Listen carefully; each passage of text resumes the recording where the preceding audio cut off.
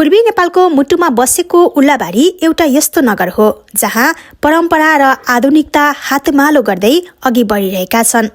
यहाँको माटोले हराभरा खेतीलाई जन्म दिएको छ, बजारले व्यापारको गुन्जन ल्याएको छ र यहाँका मानिसहरूले संस्कृति सहिष्णुता सुगन्ध छर्दै आएका छन्।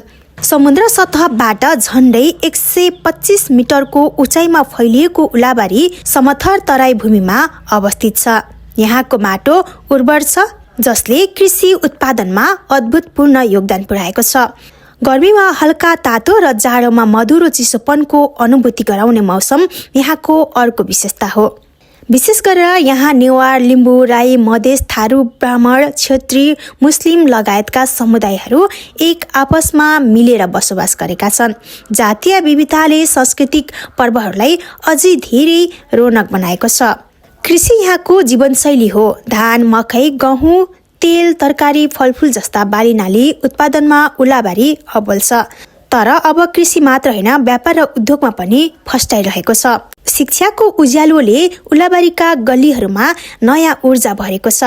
स्थानीय विद्यालय, क्याम्पस र प्राविधिक शिक्षाहरूले युवाहरूलाई उज्जवल भविष्यको ढोका खोलिदिएका छन्। स्वास्थ्य क्षेत्रमा पनि सुधार आएको छ। अस्पताल, स्वास्थ्य चौकी र निजी क्लिनिकहरूले स्थानीय जनतालाई सेवा दिइरहेको छ। उल्लाबारीको वरपर अपार प्राकृतिक सुन्दरता छ।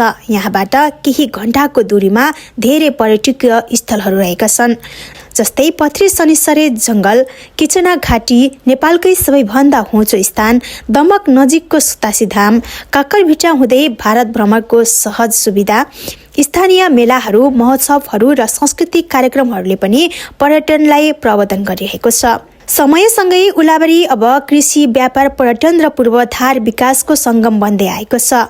आधुनिकीकरणको यात्रामा परम्पराको गहना जोगाउँदै विविधता भित्राउँदैछ र अवसरहरू सृजना गर्दै यो नगरका अबको भविष्य निर्माण गर्दैछन्। यदि तपाईँ पनि पूर्वी नेपालमा नयाँ अवसर खोज्दै हुनुहुन्छ, उल्लाबारी तपाईँलाई खुल्ला बाहु फैलाएर स्वागत गर्दछ। सम्झना राई, मोरङ।